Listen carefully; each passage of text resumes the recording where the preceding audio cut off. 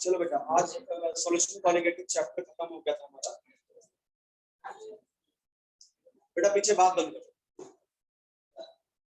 ये छोड़ो, तुम उठो, हाथ पहले चिपक के बैठा, उठो हाथ। हाँ इधर आओ, और दूर दूर बैठो जरा। हाँ चिपक के बैठो, जगह खाली है ना, तुम बैठो। हाँ क्या हुआ, चल इधर आ गया।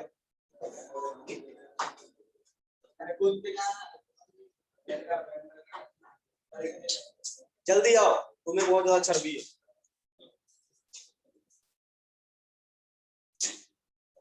तुम दूर दूर बैठना। हाँ तो यहाँ बैठो।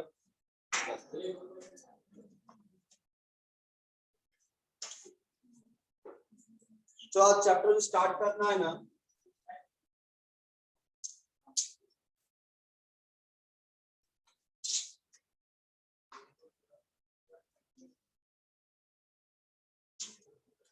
Thermodynamics and thermochemistry.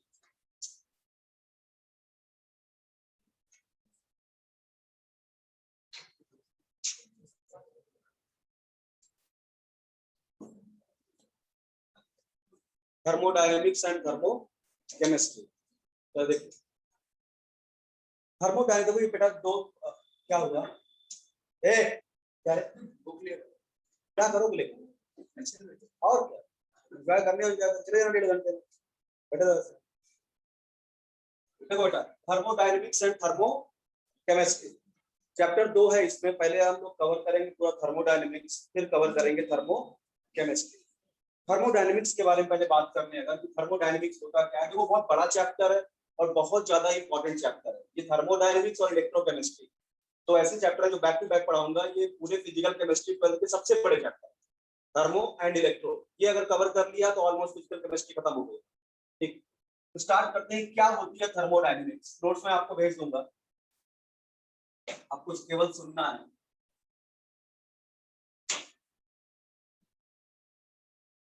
थर्मोडायनेमिक्स देखो बेटा, ये ब्रांच ऑफ साइंस होती है जो डील करती है energy changes taking place between physical and chemical process. यानी किन्हीं भी फिजिकल या केमिकल प्रोसेस के दौरान कितना एनर्जी का चेंज हो रहा है, साइंस में उसे क्या बोलते हैं, थर्मोडायनेमिक्स। ठीक है, यानी this is the branch of science which deals with the energy changes taking place in physical and chemical processes. ठीक है, दो तरह की हो गई, इसका मतलब physical thermodynamics and chemical thermodynamics. Physical thermodynamics आप फिजिक्स में पढ़ते हैं, ठीक है, फिजिक्स वाला बंदा आपको पढ़ाएगा फिजिकल थर्मोडायनेमिक्स। हम पढ़ाएंगे आपको केमिकल थर्मोडायनेमिक्स। आपके चैप्टर का ही नाम होगा केमिकल थर्मोडायनेमिक्स एंड एनर्जेटिक्स, ऐसा चैप्टर का नाम होगा। ठीक है, तो केमिकल थर्मोडायनेमिक्स क्या होता है कि केमिकल प्रोसेस के दौरान, जैसे कोई केमिकल रिएक्शन हो रही है बेटा, उसके दौरान एनर्जी में कितना चेंज आ रहा है, किसी भी केमिकल प्रोसेस के दौरान एनर्जी में कितना चेंज आ रहा है, उसको हम किस ब्रांच में पढ़ते हैं, केमिकल थर्मोडायनेमिक्स। बात करें समझ, पहले बेसिक इंट्रोडक्शन ले लीजिए कि थर्मोडायनेमिक्स है क्या। मतलब एक बात तो समझ में आ रही है कि थर्मोडायनेमिक्स बेटा कभी भी बॉडी के अंदर टोटल एनर्जी कितनी है उसमें डील नहीं करता। आपकी एनर्जी अभी क्या है, जब शाम को आप लेक्चर में आए तब आपकी एनर्जी क्या है, डिफरेंस, केवल डिफरेंस पे डील करता है। बात समझ रहा ना, पहले एनर्जी क्या थी अब एनर्जी क्या है, इसलिए बोल रहा हूँ क्या एनर्जी चेंज को बताता है, ना कि टोटल एनर्जी ऑफ बॉडी से कोई कंसर्न रखता है थर्मोडायनेमिक्स। तो पहली बात समझ में आ गई कि थर्मोडायनेमिक्स है क्या बेटा, साइंस की वो ब्रांच जिसमें हम फिजिकल या केमिकल प्रोसेसेस के दौरान होने वाले एनर्जी चेंज को पढ़ते हैं, उसे क्या बोलते हैं, थर्मोडायनेमिक्स। और हम केमिस्ट्री पढ़ा रहे हैं तो हम पढ़ाएंगे केमिकल थर्मोडायनेमिक्स। ठीक है, जहां हम केमिकल रिएक्शन के दौरान होने वाले एनर्जी चेंजेस को समझेंगे। ठीक है, अब बात आती है बेटा कि what are the advantages of thermodynamics. ठीक है, क्यों पढ़ते हैं, उन्होंने बताया तो अभी advantages of thermodynamics, advantages of thermodynamics, इसको पढ़ते क्यों है। भाई पहला पॉइंट है इसमें कि it provide various information about, या it provide information about various thermodynamic laws. बेटा जैसे आपने शायद 10th में या फिर जूनियर क्लास में पढ़े होंगे, फर्स्ट लॉ ऑफ थर्मोडायनेमिक्स को आपको पढ़ाया जाता है, energy can neither be created not to be destroyed, it can convert from one form to another. यहाँ हम भी उसी को पढ़ाएंगे, बट वो देखना काफी बड़ा हो जाएगा भी। ठीक है, आपने वो एक लाइन याद करके आता ना, एनर्जी कंजर्वेशन। ठीक है, और याद देना कितना लंबा चलेगा फर्स्ट लॉ ऑफ थर्मोडायनेमिक्स। तो सेकंड लॉ जैसे आप पढ़े नहीं होगे, बट आपको हम पढ़ाएंगे कि यूनिवर्स की जो एंट्रोपी होती है, यूनिवर्स की जो एंट्रोपी होती है लगातार बढ़ रही है। एंट्रोपी का मतलब रैंडमनेस, डिस्टरबेंस, ठीक है, लगातार बढ़ रही है, यूनिवर्स की एंट्रोपी ज्यादा होती है। थर्ड लॉ भी थर्मोडायनेमिक्स का आएगा, जो बताएगा प्योर क्रिस्टलाइन सॉलिड की एंट्रोपी एब्सोल्यूट जीरो टेम्परेचर पे जीरो होती है, ठीक है। तो यहाँ पे हम लोग 3 थर्मोडायनेमिक लॉ कवर करेंगे। फर्स्ट लॉ जो आप बचपन से पढ़ के आए हो, ठीक है, second law and third law. तो देखो बेटा, पहला पॉइंट क्या है, it provide information about, it provides information about various thermodynamic laws। अभी तुम इंट्रोडक्शन दे रहा हूं बेटा, various thermodynamic laws, ठीक है। यहाँ पे हम 3 नियम पढ़ाएंगे, जैसे जैसे आगे चैप्टर में पढ़ते जाएंगे वैसे बताएंगे कि थर्मोडायनेमिक का फर्स्ट लॉ क्या कहता है, सेकंड लॉ क्या कहता है, थर्ड लॉ क्या कहता है। हाँ चलिए, पहली बात ये हो गई थर्मोडायनेमिक्स क्यों पढ़ रहे हैं। एडवांटेज का मतलब इसके अच्छाइयों के बारे में बात कर रहे हैं, पढ़ क्यों रहे हैं, क्यों हमें क्या क्या बताता है, जो थर्मोडायनेमिक लॉज है उनकी जानकारी देता है बेटा। अगर ये ना हो तो हमको पता ही नहीं होता एनर्जी कंजर्वेशन नाम की चीज क्या होती है, ठीक है। सेकंड पॉइंट है बेटा, थर्मोडायनेमिक्स इतना इंपॉर्टेंट है क्यों, क्योंकि बेटा ये बताता है feasibility of a given process under given set of condition. यानी कोई भी रिएक्शन होगी या नहीं होगी इस गिवन सेट ऑफ कंडीशन में कौन डिसाइड करता है, थर्मोडायनेमिक्स। बात समझा ना, यानी कोई भी रिएक्शन होगी या नहीं होगी किसी गिवन सेट ऑफ कंडीशन में, उसको कौन डिसाइड करता है, थर्मोडायनेमिक्स। यानी it gives information about, it gives information about, बहुत important point है, information about feasibility of a process under given set of condition, under given set of condition, given set of condition.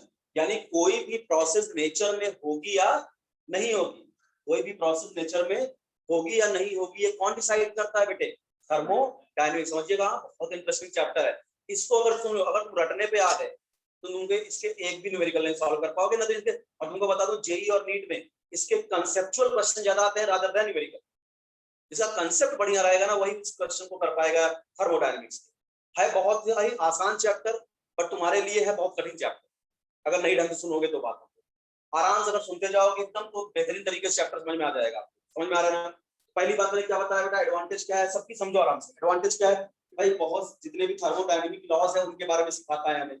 Second point, कोई nature में कोई भी process होगी या नहीं होगी गिवन सेट ऑफ कंडीशन में कौन डिसाइड करता है, थर्मोडायनेमिक्स, यानी फिजिबिलिटी को डिसाइड करता है। और तीसरा, अगर प्रोसेस होगी तो उस दौरान कितना एनर्जी का चेंज आएगा कौन बताएगा, थर्मोडायनेमिक्स। समझ में आ रहा है क्या। तो तीसरा एडवांटेज जो यहाँ पे है, इट प्रोवाइड एनर्जी चेंज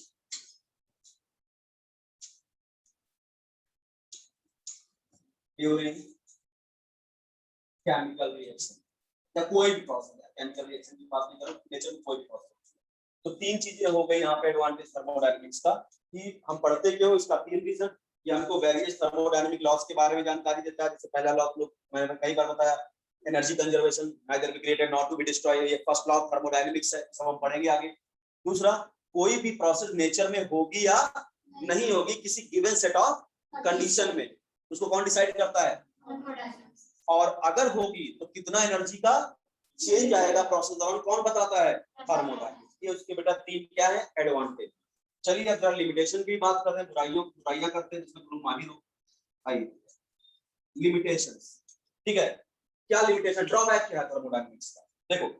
तो ड्रॉबैक क्या है बेटा, ये तो बता देता है बेटा कि कोई भी reaction given set of condition में होगी या नहीं होगी, but what is the rate of reaction, किस स्पीड से रिएक्शन होगी ये बिल्कुल नहीं बताता।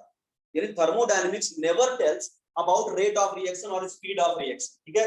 मतलब ये बता देगा कि हाँ होगी या इस कंडीशन में रिएक्शन होगी, अब कितनी देर में होगी, 1 घंटे में होगी, 2 घंटे में होगी, 1 दिन में होगी, 2 दिन में होगी, ये थर्मोडायनेमिक्स के डोमेन की बात नहीं है।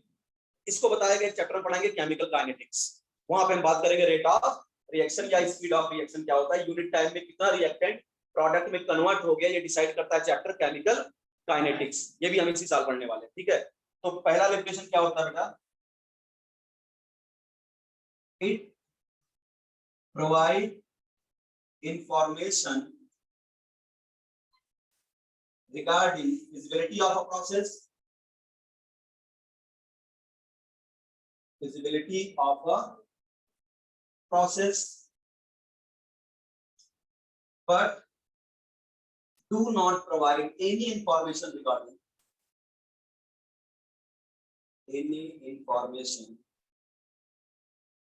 regarding rate of reaction, regarding rate of reaction. इसको मैं शॉर्ट फॉर्म लिखता हूँ ROR, ठीक है, बाकी नोट्स में पूरा लिखा है, ठीक है। Rate of reaction, rate of reaction बेटा क्या है, पहली बात समझो, मतलब ये तो बता देगा कि रिएक्शन होगी या नहीं होगी, बट इससे अगर कोई पूछेगा कि बताइए जरा कितने समय में होगी, तो ये हाथ खड़ा कर देंगे कि हमको नहीं पता कितना टाइम लगेगा रिएक्शन, ठीक है। हम बता सकते हैं हाँ भैया ये कंडीशन है कि रिएक्शन होनी है, जैसे हैबर्स प्रोसेस अमोनिया का बनना है, N2 और H2 मिलते तो अमोनिया गैस बनती है। अब कोई बोलते हैं कि सर 773 केल्विन टेम्परेचर है, ठीक है, 200-300 एटीएम प्रेशर है, आयरन कैटलिस्ट दिया है, होगी या नहीं, थर्मोडायनामिक्स बोलेगा हाँ होगी, ठीक है, लेकिन कितना समय लगेगा होने में ये नहीं बता सकता, यानी रेट ऑफ रिएक्शन को ये नहीं बताता, उसके लिए हमको काइनेटिक्स चैप्टर भी पढ़ना पड़ेगा। सेकंड पॉइंट जो आपको अभी नहीं समझेगा, थोड़ा 15 से 20 मिनट का समय दीजिएगा, ये पॉइंट आपको समझा दूंगा कि थर्मोडायनेमिक्स के जितने लॉज होते हैं ना बेटा, सब मैक्रोस्कोपिक मॉडल पे काम करते हैं।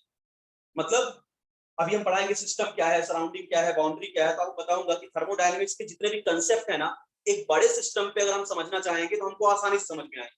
बहुत छोटा सिस्टम मान लेंगे ना तो थर्मोडायनेमिक्स के लॉज को समझने में हमको परेशानी होगी। यानी thermodynamic law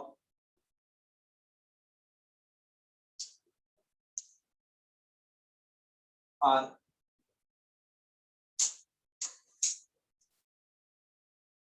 applicable for macroscopic system,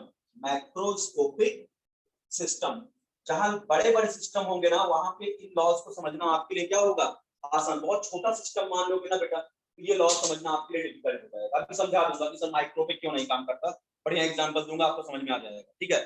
तो इतनी बातें आपको समझ में आई, एक बार फिर से रिवाइज कर देता हूं। What is thermodynamics?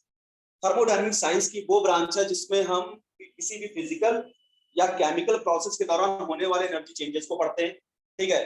Chemical thermodynamics क्या होगी बेटा, फिजिकल थर्मोडायनेमिक्स फिजिक्स वाला बंदा पढ़ाएगा। और ध्यान रखना फिजिक्स और केमिस्ट्री की थर्मोडायनेमिक्स को मिक्स मत कर देना, एकदम कंफ्यूज हो जाओगे, सब कुछ उल्टा।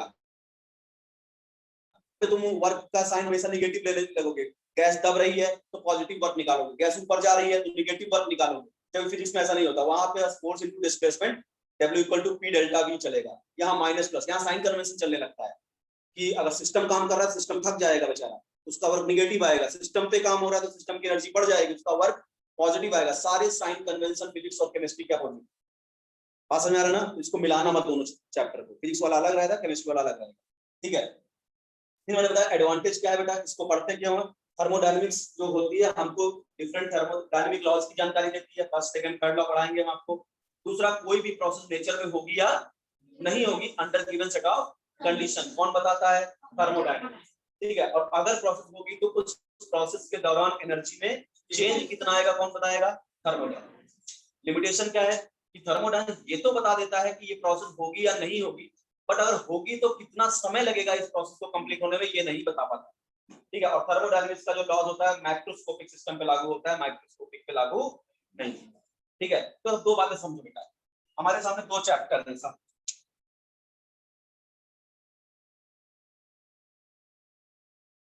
एक हम अभी पढ़ा रहे हैं केमिकल थर्मोडायनेमिक्स, और ध्यान से समझिएगा थर्मोडायनेमिक्स, और दूसरा हम पढ़ेंगे केमिकल काइनेटिक्स। मैंने क्या बोला, ये बताता है, और ध्यान समझना, कि कोई भी प्रोसेस होगी या नहीं होगी कौन डिसाइड करता है, और होगी तो कितना समय लगेगा कौन डिसाइड करता है, केमिकल काइनेटिक्स, ठीक है। अच्छा, मैकेनिज्म ऑफ द रिएक्शन कौन बताएगा, ये या ये, किसको रिएक्शन की मैकेनिज्म किसको पता चलेगी, थर्मोडायनेमिक्स को या काइनेटिक्स को, काइनेटिक्स को। इसको तो पता है हाँ हो जाएगी, जिसको पता है कितना समय लगने वाला है, उसको पता है ना रास्ता कितना लंबा है, उसकी तो मैकेनिज्म पता होगी ना। भाई अगर आप मुझे बता रहे हो सर यहाँ से वहां पहुंचने में आपको 3 घंटे लगेंगे, इसमें आप तुम जा चुके हो, बात समझा क्या? तो इसका मतलब क्या, केमिकल काइनेटिक्स हमको रेट ऑफ रिएक्शन बताता है, और रिएक्शन की मैकेनिज्म क्या है, रोड मैप क्या होगा रिएक्शन का, कौन डिसाइड करेगा, काइनेटिक्स। लेकिन रिएक्शन के दौरान एनर्जी चेंज कौन बताएगा, थर्मोडायनेमिक्स। यानी रिएक्शन होगी या नहीं होगी कौन डिसाइड करेगा, कितने समय में होगी, कितना क्या मैकेनिज्म होगी, एनर्जी चेंज, बताओ इंपॉर्टेंट कौन, बोलो चैप्टर स्टार्ट के लिए इंपॉर्टेंट है। हाँ, थर्मोडायनेमिक्स इंपॉर्टेंट है, काइनेटिक्स दोनों इंपॉर्टेंट है, नहीं थर्मो ज्यादा इंपॉर्टेंट है। जैसे फॉर एग्जांपल अगर थर्मो ने बता दिया भैया ये रिएक्शन हो ही नहीं सकती, तो फिर तुमको ये सोचना कितने समय में होगी, कब होगी, क्या सब बेकार की बातें होगी। फॉर एग्जांपल मैं तुम्हें सिलेक्शन पे लगा देता हूँ, तुमको डिमोटिवेट भी कर देता हूँ थर्मो के हिसाब से। तो जैसे तुम नीट या जेईई की तैयारी कर रहे हो, ठीक है, तो तुम जिस हिसाब से पढ़ रहे हो थर्मो तुमको देख रहा है कि तुम कितने पानी में हो, कितनी मेहनत करते हो घर पे जाकर, ठीक है। तो तुम्हारा जो गिवन सेट ऑफ कंडीशन है, तुम 4 घंटे पढ़ रहे हो, कोई 8 घंटे पढ़ रहा है, उसके हिसाब से कि तुम्हारा सिलेक्शन नीट या जेईई में होगा या नहीं होगा, जिस हिसाब तुम तैयारी कर रहे हो, कौन डिसाइड करेगा, थर्मोडायनेमिक्स। बात समझ आ रहा है ना? कितने समय में होगा, 12th के साथ ही हो जाएगा या 1 साल ड्रॉप लेना पड़ेगा, रेट ऑफ रिएक्शन कौन डिसाइड करेगा, kinetics. What is the road map, कहां से पढ़ने से होगा, फ्यूजन में ही पढ़ने से हो जाएगा या ड्रॉप लेने के बाद पेस ज्वाइन करना पड़ेगा, एलन ज्वाइन करना पड़ेगा, रेजोनेंस ज्वाइन करना पड़ेगा, बंसल ज्वाइन करना पड़ेगा, कौन डिसाइड करेगा, काइनेटिक्स। बात समझ आ रहा है क्या? और अगर सिलेक्शन हो गया तो एनर्जी चेंज कितना आएगा, एमबीबीएस बन गए या आईआईटीएन बन गए, कितना फीस तुमने जमा किया और बाद में नौकरी लगने के बाद कितना छापोगे, ये एनर्जी चेंज है। बात समझ आ रहा है क्या? कौन डिसाइड करेगा, थर्मोडायनेमिक्स। तो इंपॉर्टेंट कौन है, थर्मो ना। अगर थर्मो ने रोक दिया कि तुम्हारी जो चाल है ना उसके साथ तुम्हारा सिलेक्शन ही नहीं होना। बात समझ आ रहा है क्या? तुम सोचो कि हम बंसल में जाके पढ़ लें, हम 1 साल ड्रॉप ले लें, सारी बातें बेकार हो गई। कि उसने बता दिया भैया फिजिकल ही नहीं है, तुम डॉक्टर इंजीनियर बन ही नहीं सकते, थर्मो रोक दिया, पैसा नहीं। मैं समझाना चाह रहा हूँ, बात समझ आ रहा है ना? तो थर्मो ने अगर बोल दिया भैया पॉसिबल नहीं है, जो जिस तरह से तुम्हारा, इसलिए बोला ना गिवन सेट ऑफ कंडीशन बोला, क्यों देख रहा है तुम्हारी कंडीशन क्या चल रही है। कोई 6 घंटे पढ़ा, तुम 1 घंटे पढ़े सोच रहा हूँ डॉक्टर बन जाएंगे, तो नहीं पॉसिबल। तो बोलेगा नहीं इस कंडीशन में भैया ये रिएक्शन फिजिबल नहीं, और कंडीशन को चेंज करो। समझ में आ गया क्या? तो इंपॉर्टेंट कौन, थर्मोडायनेमिक्स। इसने मना कर दिया, आगे सोचना सब बेकार हो जाएगा। आया समझ में, थर्मोडायनेमिक्स बेसिक फील मिला थर्मोडायनेमिक्स का। चलो अब बात करते हैं थर्मोडायनेमिक्स के कुछ बेटा टर्म होते हैं जिनको समझ लिया जाए तो चैप्टर समझना थोड़ा आसान हो जाता है। जैसे सिस्टम क्या होता है, सराउंडिंग क्या होता है, बाउंड्री क्या होती है, यूनिवर्स क्या होता है, क्योंकि ये पूरे चैप्टर के दौरान बार बार आएंगे, ठीक है। तो some important term related to thermodynamics. जैसे सिस्टम, पहला है बेटा सिस्टम क्या होता है, सराउंडिंग क्या होता है, छोटी छोटी बातें, सराउंडिंग क्या होता है, और बाउंड्री क्या होती है। बाउंड्री देखो बेटा, सिस्टम क्या होता है, पूरे यूनिवर्स का वो पार्ट, पूरे यूनिवर्स का वो पार्ट जिसके बारे में बात करना स्टार्ट कर, वो सिस्टम। जैसे मैं मार्कर के बारे में बात करना स्टार्ट कर दूं कि किस कंपनी की है, कहां से दिया गया, ये मेरा सिस्टम बन गया। अब इसके अलावा पूरा यूनिवर्स, मैं दहीसर की बात नहीं कर रहा हूँ, इंडिया, ऑस्ट्रेलिया, श्रीलंका, सब क्या हो गया, सराउंडिंग। भाषा यूनिवर्स का पूरा ब्रह्मांड आ गया। समझ में आ रहा है क्या? तो the specified part of universe which is under experimental investigation is called system। हम जिसके बारे में बात करना स्टार्ट करते हो मेरा क्या होगा, सिस्टम। मैं खुद के बारे में बात करना स्टार्ट करता हूं तो मैं ही खुद सिस्टम बन गया, ठीक है। और पूरी दुनिया क्या हो गई, पूरा ब्रह्मांड क्या हो गया, सराउंडिंग। जैसे इस क्लास के बारे में बात करना स्टार्ट करूं, कितने बच्चे हैं, किस क्लास, कौन सा लेक्चर चल रहा है, कौन कौन बैठा है, ये क्लास पूरा क्या हो गया हमारा सिस्टम। अब इस क्लास को छोड़ के बाकी सब कुछ सराउंडिंग। बात समझ आ रहा है क्या? यानी सिस्टम क्या होगा बेटा, the specified part of universe, the specified part of universe which is under experimental investigation, which is under experimental investigation।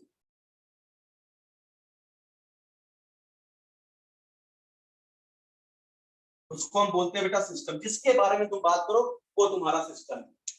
बात समझ में? किसी को तुम देख रहे हो, रोज देखते हो, उसके बारे में कुछ सोचते हो, तुम्हारा सिस्टम।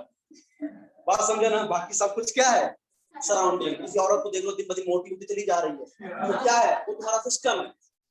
कितना कैलोरी इनटेक कर रही है, क्या है, कैसे है, तो आपका क्या हो गया? सिस्टम है। बात समझ में आ रहा है क्या? खुद मोटा आदमी ऐसा कुछ नहीं, ठीक है। तो specified part of universe which is under experimental investigation is called system. ठीक है बेटा, जिसके बारे में तुम बात करना स्टार्ट कर दो सिस्टम बन गया। ठीक है। सराउंडिंग क्या होगा बेटा? The rest part of the universe excluding system. अब भाई पूरे यूनिवर्स से जिसके बारे में बात कर रहे हो, क्या हुआ? सिस्टम। इसका मतलब अगर मैं पूरे यूनिवर्स से सिस्टम को हटा दूं, क्या बचा? समझ में आया? तो the rest part of the universe, the rest part of the universe excluding system is called surrounding.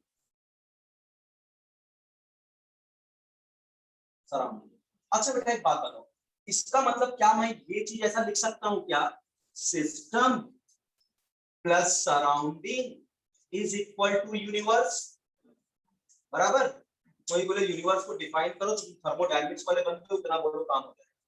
ठीक है, system plus surrounding equal to universe. समझ में आ रहा है क्या?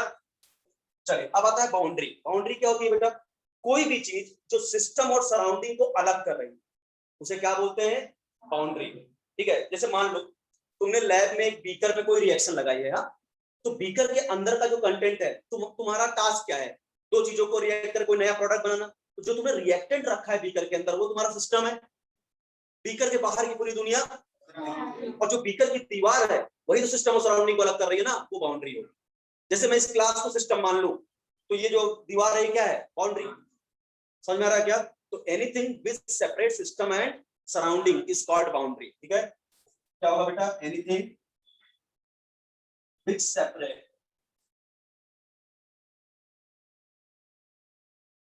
system and surrounding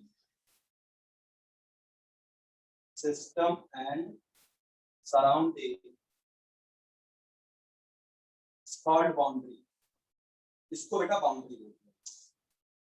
अच्छा, अब बाउंड्री भी कई तरह की होती है। ठीक है, बाउंड्री भी कई तरह की होती है। बाउंड्री में भी रियल, बाउंड्री में भी इमेजिनरी, कुछ भी हो सकता है। ठीक है, तो बाउंड्री भी कई तरह की होती है। तो बाउंड्री में भी रियल और इमेजिनरी मतलब कैसे?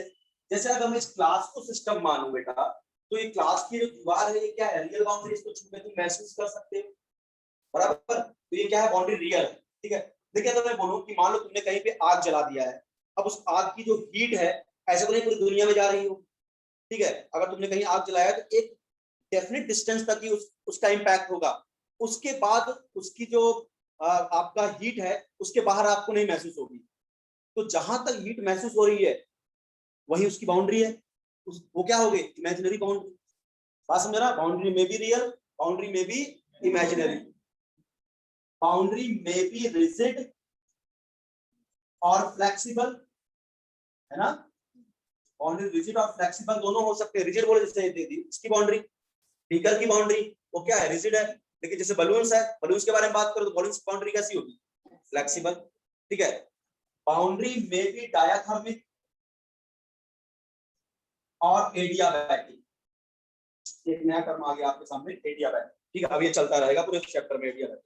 ठीक है, डायाथर्मिक बाउंड्री वो होती है ऐसी बाउंड्री जिससे हीट का एक्सचेंज पॉसिबल, उसको क्या बोलते हैं? Diathermic boundary. जैसे आप गर्म चाय को जब आप कप में लेते हो तो अगर उसकी बाउंड्री छुओ तो आपको हीट महसूस होती है, इसका मतलब वो डायाथर्मिक बाउंड्री, यानी ऐसी बाउंड्री जिसके आर पार हीट का ट्रांसफर पॉसिबल हो, उसे क्या बोलते हैं? डायाथर्मिक। अगर बहुत लेमैन लैंग्वेज में बोलूं तो कंडक्टिंग बाउंड्री। ठीक है, बहुत तमीज से बोलूं तो डायाथर्मिक, एकदम गांव की भाषा में बात करूं तो कंडक्टिंग बाउंड्री, जिससे जो क्या हीट को कंडक्ट कर सकती है। बात समझ में आ रहा है क्या? तो कंडक्टिंग बाउंड्री को क्या बोलते हैं? डायाथर्मिक। और जो इंसुलेटिंग बाउंड्री होती है उसे एडियाबैटिक। जैसे उसी चाय को थर्मस में रखो, मिल्टन के थर्मस में रखो, उसके बाद छुओ तो आपको उतना गर्म महसूस नहीं होगा या नहीं ही होगा, क्योंकि वहां पे जो बॉल है वो कैसी है? इंसुलेटेड वॉल है, एडियाबैटिक। यानी एडियाबैटिक बाउंड्री क्या होती है बेटा? ऐसी बाउंड्री जिसके आर पार हीट का ट्रांसफर पॉसिबल ना हो, उसे क्या बोलते हैं हम? Adiabatic boundary. ठीक है, और डायाथर्मिक बाउंड्री का मतलब इसके आर पार हीट का ट्रांसफर पॉसिबल, उसको एडियाबैटिक सॉरी डायथर्मिक बाउंड्री बोलते हैं। तो बताओ कितनी कहानी समझ में आई कि सिस्टम क्या है, सराउंडिंग क्या है, बाउंड्री क्या है, बाउंड्री के टाइप्स क्या है, कोई दिक्कत है इतने में? अब बात करते हैं टाइप्स ऑफ सिस्टम। सिस्टम भी तीन तरह का होता है, टाइप्स ऑफ सिस्टम। देखिए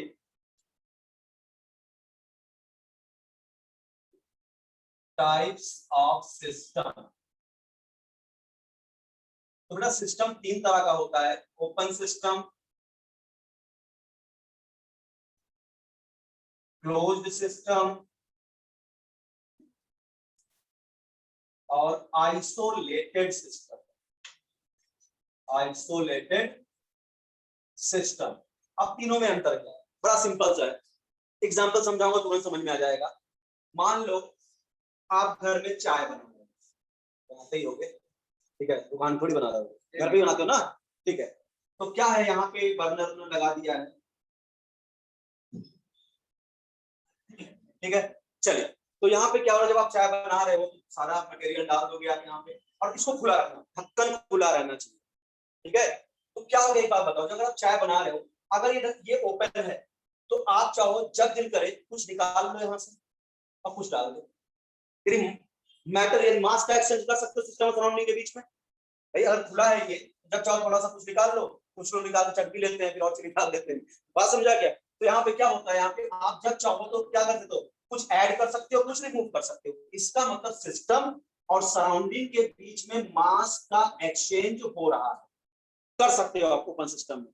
और एनर्जी का भी एक्सचेंज हो रहा है, कैसे?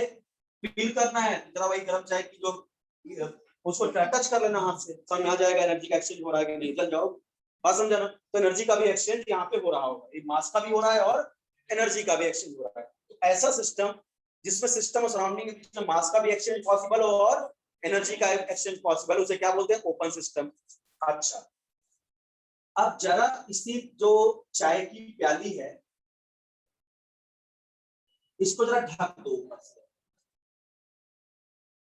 अब ढक दिया, अब क्या तुम मास का एक्सचेंज कर सकते हो? क्या नहीं हो सकता मास का एक्सचेंज, यानी अब सिस्टम और सराउंडिंग के बीच में मास का एक्सचेंज तो नहीं होगा, लेकिन एनर्जी को अभी भी एक्सचेंज होगा। अभी छू के देखना, गर्म लगेगा, बात समझना। तो यहाँ एनर्जी का मास का एक्सचेंज होगा, इसको क्या बोलते हैं, क्लोज सिस्टम, समझ आ रहा? अच्छा, अगर मैं इसकी जो जैसे मैं चाय बना रहा हूँ उसकी दीवार को बेटा इसको तो बंद ही रखूं, और इसकी दीवार को ऐसे मटेरियल से बना दूं जो insulated material, adiabatic material, insulated material से बना दूं, ठीक है। तो क्या होगा भाई, क्लोज तो है, यानी मास का एक्सचेंज तो होगा ही नहीं, अब एनर्जी का भी एक्सचेंज नहीं होगा, तो वॉल कैसी हो गई, एडियाबैटिक, ठीक है, इंसुलेटेड वॉल हो गई। अब एनर्जी का भी एक्सचेंज नहीं होगा, इसको बोलते हैं आइसोलेटेड सिस्टम। मतलब ये सिस्टम आइसोलेटेड है, एकदम दुनिया से अलग थलग पड़ा है, सराउंडिंग से मतलब ही नहीं है, ठीक है, क्योंकि सराउंडिंग से किसी भी तरह इंटरैक्ट ही नहीं हो रहा, बात समझ आ रहा है ना तो सराउंडिंग से मास का एक्सचेंज कर रहा है, ना तो एनर्जी का एक्सचेंज कर रहा है, यानी बिल्कुल अलग थलग सा पड़ा बैठा, समझ में आ रहा है ना। तो ओपन सिस्टम क्या हुआ बेटा, जहां मास और एनर्जी दोनों का एक्सचेंज सिस्टम और सराउंडिंग के बीच पॉसिबल होता है, उसे क्या बोलते हैं, ओपन सिस्टम। जैसे टी इन ओपन कप, गर्म चाय की प्याली ओपन कप में आराम से पी रहे हो, तो क्या रख दोगे तो वेपराइज भी होगा, वेपर बाहर जा रहा है, यानी अमाउंट भी कम होगा, ठीक है, और साथ ही साथ वो धीरे ठंडी भी पड़ जाएगी, ठीक है। क्लोज सिस्टम, टी इन क्लोज्ड कप, अगर गर्म चाय की प्याली लो उसको ऊपर से ढक दो तो वेपर तो बाहर नहीं जा पाएंगे, यानी मास तो कम नहीं होगा, लेकिन चाय अभी भी ठंडी हो, क्योंकि वॉल तो आपकी कैसी है, डायथर्मिक वॉल है ना। अब उसी चाय को तुम मिल्टन के थर्मस में डाल दो तो काफी देर तक चाय क्या रहेगी, आपकी गर्म रहेगी। लेकिन ऐसा नहीं है कि आइसोलेटेड सिस्टम, अगर बताओ कोई भी सिस्टम परफेक्टली आइसोलेटेड होता ही नहीं, हाँ एक फ्रैक्शन ऑफ टाइम के लिए आप प्रूव कर सकते हो कि ये सिस्टम आइसोलेटेड, नहीं तो अगर सोचो अगर कोई भी सिस्टम परफेक्टली आइसोलेटेड होता तो एक बार चाय बना के थर्मस रख दो 2-3 दिन तक पियो, ठंडा ही ना हो, पास है, लेकिन ठंडा होता है, मिल्टन के थर्मस में डाल दो ठंडा होता है, डिपेंड करता है थर्मस किसका लियो, चाइना का यूज कर रहा है मिल्टन का यूज कर रहा है, चाइना वाला 2 घंटे ठंडा करके दे देता, पास में आ रहा है क्या? तो कोई भी सिस्टम जो होता है परफेक्टली आइसोलेटेड सिस्टम नहीं होता, हाँ आइसोलेटेड सिस्टम एक पर्टिकुलर टाइम के लिए होता है, उसके बाद यहाँ भी चाय ठंडी होती है, पास में आ रहा है क्या? तो सिस्टम आपको समझ में आया तीनों, open system, close system and isolated system. अच्छा, एक सिंपल एग्जांपल पूछता हूं जो आईआईटी में आया था। अपना जो यूनिवर्स है वो कैसा सिस्टम, ओपन, क्लोज या आइसोलेटेड? ओपन। क्यों, इसे बताओ। हाँ, ओपन सिस्टम है तो क्यों, रीजन? ऐसे तुक्का मार दिया। हाँ, क्या सर से टकरा रहा है? हीट लॉस कर रहा है। देखो अपना जो बेटा यूनिवर्स, कोई भी आ जाता है, ठीक है, समझो। तो जो अपना यूनिवर्स है ना बेटा, वो आइसोलेटेड सिस्टम है, इसलिए क्वेश्चन आया है। ठीक है, क्या आप ओपन समझो, यूनिवर्स कैसा है, आइसोलेटेड सिस्टम है। प्रूफ करता हूं क्यों। अच्छा एक बात बताओ, यूनिवर्स क्या होता है, system plus surrounding equal to universe, बराबर। तो अगर ये मेरा सिस्टम आइसोलेट, ये क्या है, आइसोलेटेड सिस्टम है, ठीक है, आइसोलेटेड सिस्टम है, तो ये आपका ये जो ये आपका, मैं क्या बोला हूँ, आइसोलेटेड सिस्टम क्या है, ओपन, क्लोज या सर्किट? नहीं, अपना यूनिवर्स का सिस्टम ना। तो यूनिवर्स को अपने अपन ने पूरे यूनिवर्स को ही क्या मान लिया, सिस्टम। सराउंडिंग बचा क्या, बराबर है क्या? जब पूरे यूनिवर्स को ही तुम सिस्टम मान लिया तो सराउंडिंग नाम की चीज बची नहीं ना, तो किससे आदान प्रदान करेगा वो, मास ऑफ एनर्जी। समझ में आया क्या? इसलिए अपना यूनिवर्स कैसा है, आज सिस्टम। एक क्वेश्चन जेई ने पूछ सकता है, बात समझ में आया? यूनिवर्स का सिस्टम है आइसोलेटेड सिस्टम। इतनी बातें क्लियर हो गई क्या? अब बात करते हैं, हमने एक बात बताया था लिमिटेशन में कि जो अभी आप सिस्टम समझ लिया, अब आपको ये बात समझ में आ जाएगी कि सर आपने जो ये लिखा था ना कि थर्मोडायनेमिक्स के जो डिफरेंट लॉज होते हैं वो बड़े सिस्टम पे ही क्यों काम करते हैं, मैक्रोस्कोपिक मॉडल पे ही क्यों काम करते हैं, छोटे सिस्टम को सिस्टम क्यों नहीं मानते हैं? तो आपने लिमिटेशन लिखा ना कि अगर बड़ा सिस्टम होगा तो थर्मोडायनेमिक्स लॉज को समझना हमारे लिए आसान होगा। तो उसका रीजन अगर बताऊं तो और थोड़ा अंदर घुसता हूं। Chemical kinetics, sorry, chemical thermodynamics दो तरह की, ठीक है। एक होता है आपका classical thermodynamics, classical thermodynamics, classical thermodynamics, और दूसरा होता है quantum thermodynamics, quantum thermodynamics. Actually जो बेटा जो आप 11th 12th में थर्मोडायनेमिक्स पढ़ोगे, ठीक है, जो हम पढ़ा रहे हैं आपको, इवन जब आप बीटेक एमटेक करोगे, इंजीनियर बन जाओगे, तब भी यही वाली ही पढ़ोगे, क्लासिकल थर्मोडायनेमिक्स, जहां बड़े सिस्टम पे ही डील किया जाता है, बड़े सिस्टम को ही सिस्टम माना जाता है। लेकिन अगर थर्मो में आप रिसर्च कर रहे हो, ठीक है, आप रिसर्च स्कॉलर हो, पोस्ट डॉक वगैरह कर रहे हो थर्मो में, तब आप क्वांटम पे काम करते हो, छोटे सिस्टम पे भी काम करते हो, और छोटे सिस्टम को भी सिस्टम मान के बताते हो कितना एनर्जी का चेंज आया। मतलब मेरा कहने का मतलब क्या है, क्लासिकल थर्मोडायनेमिक्स पे डील करता है बड़े सिस्टम पे, और हमारे 11th 12th का सिलेबस बीटेक एमटेक, जब तुम इंजीनियर उनके निकल भी जाओगे तो यही क्लासिकल थर्मोडायनेमिक्स ही 4 साल पढ़ोगे भी, ठीक है। ये तो रिसर्च वाले बंदे यूज करते हैं क्वांटम थर्मोडायनेमिक्स का, तो अपना फोकस किस पे है, क्लासिकल थर्मोडायनेमिक्स का। तो बात आती है कि भाई बड़े सिस्टम पे डील करना आसान क्यों, छोटे पे मुश्किल क्यों? चलो मैं एक एग्जांपल देकर समझाता हूँ, बिल्कुल क्रिस्टल क्लियर कांसेप्ट हो जाएगा कि बड़े सिस्टम को ही सिस्टम क्यों मानता है। अब एक कहानी सुनो, ठीक है, तुम्हारे ऊपर है। तो अगर मैं आपसे बोलूं कि सपोज करो बेटा मुंबई में एक ऐसी क्लास है ना जिसमें सारे सेंटर को मिला के 10,000 बच्चे तैयारी कर, नीट की तैयारी कर, चलो समझो तेरी बात समझो। एक कोचिंग में 10,000 बच्चे, बहुत आराम समझना, 10,000 बच्चे हैं उस कोचिंग में, और उस कोचिंग का क्या है, मान लो रिपीटर बैच मान लो, ठीक है, रिपीटर बैच मान लेता उसका, एक साल और रुक के तैयारी कर रहा है। तो हर संडे को उस कोचिंग क्लास वाला 720 मार्क्स का टेस्ट देता है, 720 मार्क्स का नीट में जितना का पेपर आता है, ठीक है। एक बच्चा है जो every Sunday till the year, her Sunday जब जब टेस्ट होता है 10,000 बच्चों में टॉप मारता है, मतलब रैंक 1 है उसका। 10 अपने 10,000 बच्चों, मुंबई में उस कोचिंग में कितने बच्चे हैं, 10,000 बच्चे, एक बड़ा सिस्टम हमने लिया, ठीक है, उसमें 10,000 बच्चे पढ़ते हैं। तो हर संडे को कोचिंग क्लास वाला एक टेस्ट कंडक्ट करता है 720 मार्क्स का नीट के हिसाब से, और एक बच्चा जो है एवरी संडे रैंक 1 निकाल रहा है, ठीक है। और एक बच्चा लगातार 10,000वीं रैंक पे आ रहा है, नीचे से टॉप मार रहा है, बात समझा ना, हर संडे, बात समझिएगा, एक रैंक 1, एक 10,000 रैंक पे आ रहा है, ठीक है। एक बात बताओ, साल भर ऐसा हो रहा है, हर संडे, एक महीने में 4 संडे होते हैं, ठीक है। तो आप एक बात समझिए कि अगर जो बंदा पूरे साल भर 10,000 बच्चों में, 10,000 एक बड़ा सिस्टम है, 10,000 बच्चों का सिस्टम एक बड़ा सिस्टम है, जो बच्चा पूरे साल भर 10,000 बच्चों में हमेशा टॉप रैंक मार रहा है एवरी संडे, उसके लिए ये कह पाना हमारे लिए बहुत आसान होगा कि ये पक्का नीट में सिलेक्ट हो जाएगा। डिसीजन लेना आसान है हमारे लिए, 10,000 बच्चों में एवरी संडे वो टॉप मार रहा है, इसमें पक्का पढ़ने में बहुत अच्छा है। और वो सिलेक्ट हो जाएगा 100%। और लेकिन उसी 10,000 बच्चों में जो लड़का नीचे से टॉप मार रहा है, पूरे हर संडे वो उसका 10,000 रैंक रहता है। तो दुनिया का कोई भी कोटा लगा ले, SC ST फ्रीडम फाइटर जितना भी कोटा होता है, तब भी वो उसको एक भी कॉलेज नहीं मिलने वाला। सीधी सी बात। बराबर एक बड़ा सिस्टम था, तुमको एनालाइज करना कितना आसान हुआ। आप सोचो एक कोचिंग है जिसमें केवल 10 बच्चे, ठीक, एक बहुत छोटा सिस्टम मान लो, कोचिंग जिसमें केवल कितने बच्चे हैं? 10 बच्चे। वही फॉर्मेट वो भी कर रहा है, हर संडे को टेस्ट ले रहा है, तो एक बच्चा फर्स्ट रैंक, एक बच्चा 10वें रैंक पे आ रहा है। तो क्या यहाँ इतना तुमको कॉन्फिडेंस से बोल पाओगे क्या जो बच्चा फर्स्ट रैंक ला रहा है वो नीट निकाल ले? 10 बच्चों में क्या हो सकता है 10 के 10 अच्छे हो? बात समझा कि नहीं? तो इसीलिए क्या होता है, बड़े सिस्टम में चीजों को एनालाइज करना क्या होता है, आसान होता है। इसलिए थर्मोडायनामिक्स बड़े सिस्टम पे डील करता है। अभी समझ में आ गया कि छोटे सिस्टम को सिस्टम क्यों नहीं? बढ़िया समझा माइक्रोस्कोपिक मॉडल पे क्यों।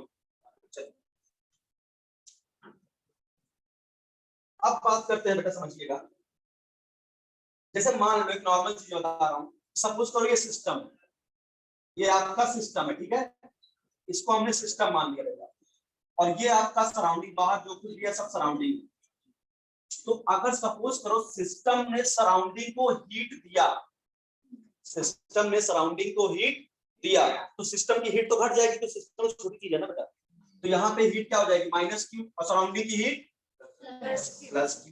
अगर सराउंडिंग ने सिस्टम को हीट दिया तो सिस्टम की हीट +Q और सराउंडिंग की माइनस, सराउंडिंग घट गई। ठीक है, जो टेक्निकली जब थर्मोडायनेमिक्स क्वेश्चन सॉल्व करोगे तो इसको करोगे, बट सच्चाई ये है कि सराउंडिंग के हीट में कोई फर्क नहीं पड़ेगा। ठीक है, क्योंकि सराउंडिंग इतना बड़ा है बेटा कि छोटे मोटे चेंज को तो कोई, मतलब कि तुम ऐसा सोचो कि सिस्टम से हीट तुमने सराउंडिंग में दिया, सिस्टम की हीट तो कम हो जाएगी, बट सराउंडिंग की हीट बढ़ नहीं जाएगी। सराउंडिंग बहुत बड़ा, उसकी हीट कैपेसिटी इनफाइनाइट होती है सराउंडिंग की, तो मैक्सिमम हीट को एब्जॉर्ब कर सकता है। भाई अब जैसे मैं बताऊं कि सपोज करो इस कमरे में जैसे एसी लगी है, एसी काम क्या होता है?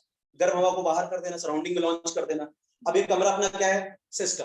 हमने 2 एसी लगा दिया, जब आए थे जब तक एसी नहीं ऑन था, कमरे का टेम्परेचर था 35, ठीक है, हमने एसी ऑन करके 21 पे ला दिया। जो एक्स्ट्रा हीट गई है वो कहाँ आ रही है? ब्लोअर के थ्रू बाहर जा रही है। क्या इससे दहीसर में गर्मी बढ़ जाएगी? हाँ भाई, हाँ क्या भरोसा? बात समझ आ रहा है क्या? कि ऐसा नहीं, आप अपने सिस्टम को अपने अकॉर्डिंग चेंज कर सकते हो। आपको गर्मी लग रही है, आपका कमरा सिस्टम है, आप एसी लगा लो। आपको ठंडी लग रही है, अपने कमरे में ब्लोअर लगा लो। अब तो तुम्हारा कमरा गर्म हो गया, बाहर ठंडी बढ़ा दो। बात समझ में आ रहा है क्या? तो ये होता है बेटा कि सराउंडिंग पे कोई फर्क आपको नहीं पड़े। सराउंडिंग इतना बड़ा है ना कि maximum heat capacity, infinite heat capacity उसकी होती है।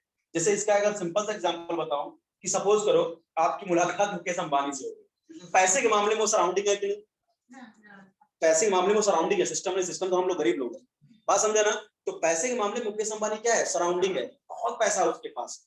तो अगर सोचो तुमने मुकेश अंबानी को गणपति में 100 रुपए का चंदा दे दिया, तो उसकी वेल्थ पे कितना फर्क पड़ेगा? हाँ, ले भाई 100 रुपए चंदा ले लिया, एंटीना में लगवा दीजिए मेरे नाम से। तो कोई मतलब है क्या उसको 100 रुपए का? वो जितनी देर तो 100 रुपए उठाएगा लेगा ना, उसने करोड़ कमा लेगा, तो उसके लिए 100 रुपए कोई इम्पैक्ट नहीं है। ठीक है, लेकिन सोचो मुकेश अंबानी ने तुमको 5,000 रुपए पकड़ा दिया, लो भाई जाओ अपने गणपति में 5,000 रुपए तरफ से, तुम तो अचानक से रईस हो गए क्योंकि तुम्हारे जेब में 10 रुपए थे। बात समझा क्या? तो तुम सिस्टम हो पैसे के मामले में, वो सराउंडिंग है पैसे के मामले में। बात समझ रहा है क्या? तो उसमें कोई, उसकी वेल्थ पे कोई फर्क नहीं पड़ेगा। तो बात समझ, जो फर्क पड़ेगा सिस्टम पे पड़ता है। ठीक है, चलिए इतनी कहानी समझ में आ गई। अच्छा, अब अगला जो टॉपिक है थर्मोडायनेमिक्स में, वो है थर्मोडायनेमिक प्रॉपर्टीज। थर्मोडायनेमिक प्रॉपर्टीज, आराम समझिए, चैप्टर बहुत इंटरेस्टिंग है। थर्मोडायनेमिक प्रॉपर्टीज, या इसी को अपन लोग बोलते हैं थर्मोडायनेमिक वेरिएबल। थर्मोडायनेमिक वेरिएबल्स, या इसी को अपन लोग बोलते हैं स्टेट वेरिएबल्स। स्टेट वेरिएबल्स, जरा समझो ये क्या चीज है। ठीक है, थर्मोडायनेमिक प्रॉपर्टीज या थर्मोडायनेमिक वेरिएबल या स्टेट वेरिएबल तीनों एक ही। जरा इसका उसको समझो अच्छे से। थर्मोडायनेमिक प्रॉपर्टी क्या होती है बेटा? The properties of system which define state of any system is called thermodynamic property. The properties of system which define state of any system is called thermodynamic property. मुझे पता है कुछ नहीं समझा तुमको, हाँ हिंदी में बात करते हैं, जरा समझो। अगर मैं आपसे बोलूं कि मेरे पास 100 ग्राम वाटर है, H2O है, बस मैं इतना तुमको डेटा दे रहा हूं कि मेरे पास 100 ग्राम पानी है, H2O है मेरे पास, क्या तुम श्योर होके बता सकते हो कि ये पानी है कि स्टीम है कि आइस? बोल सकते हो कुछ? नहीं बोल सकते। लेकिन अब मैं बोलूं तुम्हारे पास 100 ग्राम पानी है जिसका टेम्परेचर 0 डिग्री सेल्सियस, आप क्या बोलोगे? सर ये आइस है। ये टेम्परेचर देखते ही तुमने इस सब्सटेंस की फिजिकल स्टेट बता दी, तो temperature is a thermodynamic property. समझ में आ रहा? अब डेफिनेशन की field low, the properties which define state of any system, वो प्रॉपर्टी जो सिस्टम की स्टेट को डिफाइन करती है, सिस्टम मेरा मौजूदा हालात में किस स्टेट में है, उसको बोलते हैं थर्मोडायनामिक प्रॉपर्टी। जैसे हमने 100 ग्राम पानी बोला था, तुम कंफ्यूज थे, यार पता नहीं ये स्टीम दिए हैं कि ये आइस है कि सच में पानी है, भगवान जाने क्या है। जैसे मतलब टेम्परेचर 0 डिग्री सेल्सियस का 100 ग्राम वाटर लिया है हमने, तुम तुरंत समझ जाओगे इसका मतलब ये तो आइस है। मैं बोलूं मेरे पास 100 ग्राम पानी है जिसका टेम्परेचर 25 डिग्री सेल्सियस है, वाटर। मैं बोलूं 100 डिग्री सेल्सियस का पानी है, स्टीम। समझ में आ रहा? टेम्परेचर को देखते ही तुमने सिस्टम, मेरा 100 ग्राम पानी मेरा क्या था? सिस्टम था। इस टेम्परेचर को देखते ही तुमने क्या बता दिया, इसकी फिजिकल स्टेट क्या है, तो टेम्परेचर क्या हुई? Thermodynamic property. समझ में आ गया क्या? The property of system which define state of any system is called thermodynamic property. ठीक है, और तीन ही थर्मोडायनामिक प्रॉपर्टी होती है, प्रेशर, वॉल्यूम और टेम्परेचर, पीवीटी, प्रेशर, वॉल्यूम और टेम्परेचर, यही होती है थर्मोडायनामिक प्रॉपर्टी। और एक बात समझो बेटा, अगर इन्हीं थर्मोडायनामिक प्रॉपर्टी में से कोई भी एक प्रॉपर्टी अगर चेंज हो जाएगी तो सिस्टम अपनी स्टेट नहीं चेंज कर देगा। अभी टेम्परेचर 0 डिग्री सेल्सियस है, प्रेशर वॉल्यूम मैंने फिक्स रखा, ठीक है। अगर मैं पानी के टेम्परेचर को बढ़ाना स्टार्ट करूं 25 तक, तब भी क्या आइस ही रह जाएगी या लिक्विड बन जाएगा? लिक्विड। यानी इन प्रॉपर्टी में से कोई भी प्रॉपर्टी चेंज करोगे सिस्टम अपनी फिजिकल स्टेट चेंज कर देगा। इसीलिए इसको बोलते हैं थर्मोडायनेमिक वेरिएबल या स्टेट वेरिएबल। समझ में आया क्या? यानी इन प्रॉपर्टी को चेंज करने से सिस्टम अपनी स्टेट को चेंज कर देता है, that's why this is called state variable या थर्मोडायनेमिक वेरिएबल। बिल्कुल समझ में आ गया। थर्मोडायनेमिक प्रॉपर्टीज क्या होती है, थर्मोडायनेमिक वेरिएबल या स्टेट वेरिएबल। प्रॉपर्टी क्या है? किसी भी सिस्टम की वो प्रॉपर्टी जो सिस्टम की स्टेट को डिफाइन करती है उसको क्या बोलते हैं? Thermodynamic property. तीन ही होती है, प्रेशर, वॉल्यूम एंड टेम्परेचर। बात समझा ना? और इन प्रॉपर्टी में से कोई भी एक प्रॉपर्टी को अगर चेंज कर दोगे तो सिस्टम अपनी फिजिकल स्टेट चेंज कर देगा, इसीलिए इसको स्टेट वेरिएबल या थर्मोडायनेमिक वेरिएबल। आया अच्छे समझ में? अब कौन कौन सी प्रॉपर्टी होती है जरा समझो। एक होती है बेटा एक्सटेंसिव प्रॉपर्टी, दूसरा होती है इंटेंसिव प्रॉपर्टी। जरा समझिएगा, एक्सटेंसिव प्रॉपर्टी, अब ये सब बहुत ध्यान समझिएगा, डायरेक्ट क्वेश्चन पूछे जाएंगे आपसे कि विच ऑफ द चार प्रॉपर्टी दे देगा ऑब्जेक्टिव क्वेश्चन में, which of the following is extensive in nature, which of the following intensive. जितना मैं लिस्टिंग कर दूंगा गारंटी उसके बाहर से आएगा नहीं, जो फालतू चीज में पढ़ाता है। एक्सटेंसिव और इंटेंसिव कट टू कट बात करें, जितने जहां से आपको क्वेश्चन आ जाएगा सर बाहर से आएगा। एक्सटेंसिव और इंटेंसिव प्रॉपर्टी, ठीक है। देखो अब मैं पहले आपको समझाता हूं कि एक्सटेंसिव या इंटेंसिव क्या बच्चे बार बार भूल जाते हैं। सपोज करो बेटा मेरे पास सपोज करो एक पानी का टैंक, अब यहीं से आपको जबरदस्त फील आ जाएगी एक्सटेंसिव और इंटेंसिव, ठीक है। मान लो इसमें पानी भरा पड़ा है, मान लो पानी का मास क्या है m, जितना पानी भरा टोटल मास क्या है पानी का m, पानी का वॉल्यूम क्या है, पानी के नंबर ऑफ मोल्स क्या है n, पानी का टेम्परेचर क्या है, पानी की डेंसिटी क्या है d, बराबर। ये पूरा सिस्टम था।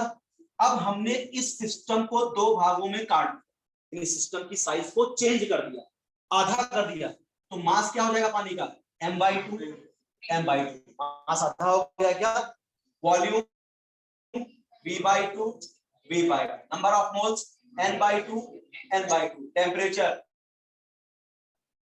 T और T/2 नहीं हो जाएगा। उस पानी को दो बकेट में कर दोगे क्या 12.5 हो जाएगा क्या?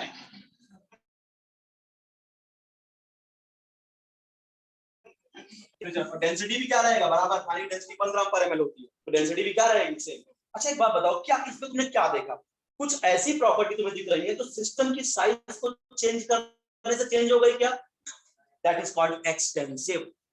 जैसे मास, वॉल्यूम, नंबर ऑफ मोल्स, ये सब एक्सटेंसिव हो गई।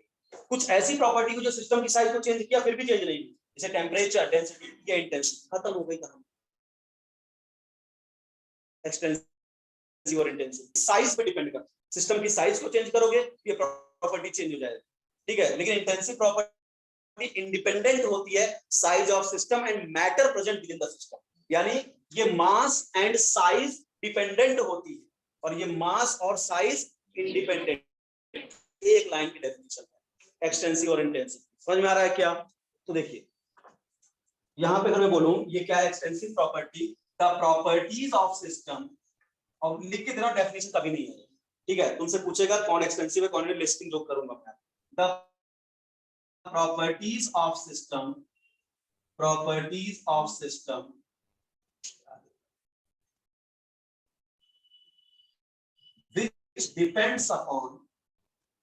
which depends upon size and matter present within the system, matter mass within the system, इसको क्या बोलते हैं बेटा? एक्सटेंसिव प्रॉपर्टी बोलते हैं, बराबर? यानी ऐसी प्रॉपर्टी जो किस पे डिपेंड करती है? सिस्टम की साइज पे और सिस्टम में कितना मास प्रेजेंट है उस पर डिपेंड करती है, उसे क्या बोलते हैं? एक्सटेंसिव। यानी सिंपल एक लाइन में डिफाइन करूं, मास है तो मास एंड साइज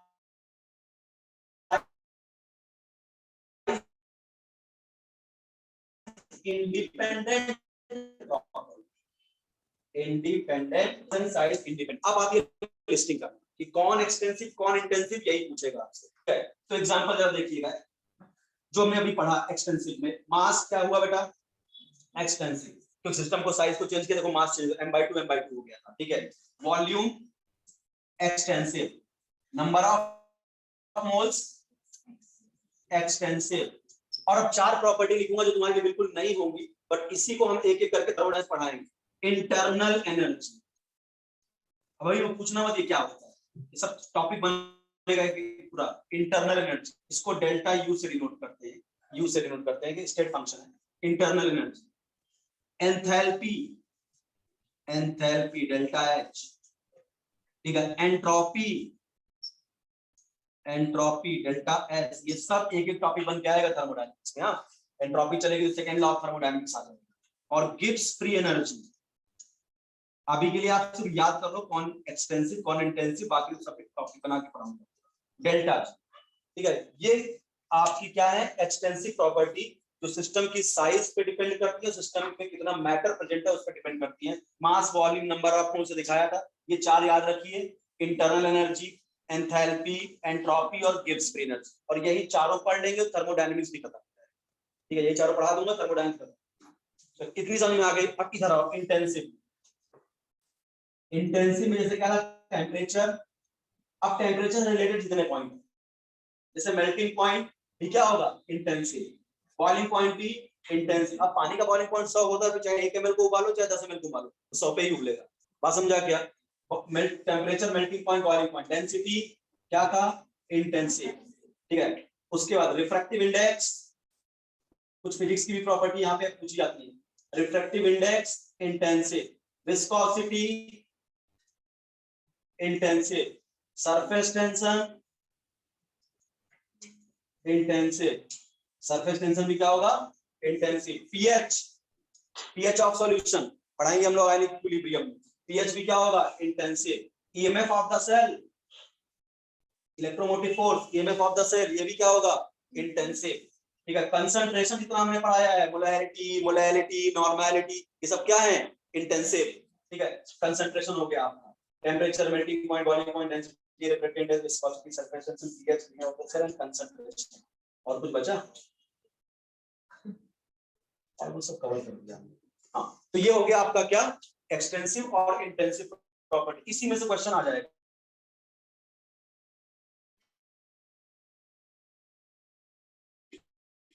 कौन एक्सटेंसिव जरूर लिखा होगा, देखो, ठीक है? तो टेम्परेचर हो गया, melting point, boiling point, density, refractive index, viscosity, surface tension, pH. ये पीएच भी पूछा जा चुका है, ईएमएफ ऑफ द सेल भी पूछा जा चुका है, ठीक है? इसलिए यहाँ पे इसको इंक्लूड कर दिया। PH, EMF of the cell और कंसंट्रेशन टर्म जितने भी होते हैं, मोलैरिटी, नॉर्मैलिटी, मोलैरिटी, सब क्या होते हैं बेटा? इंटेंसिव। तो पहले बताओ एक्सटेंसिव और इंटेंसिव समझ में आया भाई? कंसंट्रेशन टर्म समझो कि पीएच, पीएच भी कैसे क्या होगा आपका? इंटेंसिव। सिस्टम की साइज पर डिपेंड करेगा। मान लो एक बॉटल में HCl रखा है जिसका पीएच है 3, तो उस बोतल को आधा आधा आधा खाली कर दो तो क्या पीएच 1.5 हो जाएगा HCl का? ऐसा है ना, सिस्टम की साइज पीएच चेंज हो जाएगा। ईएमएफ, कोई सेल अगर मतलब कि आप 20 वोल्ट का ईएमएफ दे रहा है, उसको क्या कर दोगे, आधा कर दोगे तो क्या 10 वोल्ट का ईएमएफ देगा? अच्छा तो है नहीं। कंसंट्रेशन, जैसे हम सब घर पे लेके आओ, पूरी बोतल में पूरी एक बोतल लाओ, 4 दोस्त बैठ जाओ, 4 ग्लास में निकालो, क्या कंसंट्रेशन अलग हो जाएगा? सबका अलग अलग मिलेगा हम सबका। बस है, सिस्टम साइज थोड़ी डिपेंड कर रहा है। बोतल से पियो तब भी वही स्वाद आएगा, ग्लास में डाल पियो तब भी वही स्वाद आएगा। जब तुमने सिस्टम की साइज को चेंज कर दिया, पहले बोतल में था अब ग्लास में डाल दिया। समझ में आ रहा है क्या? ठीक है, बाकी जो कुछ पीते हो अलग बात है, बट ये अब तो हम सब की बात करेंगे, हम तो हम सब पीते हैं ना। PH EMF of the cell concentration, समझ में आ रहा है क्या?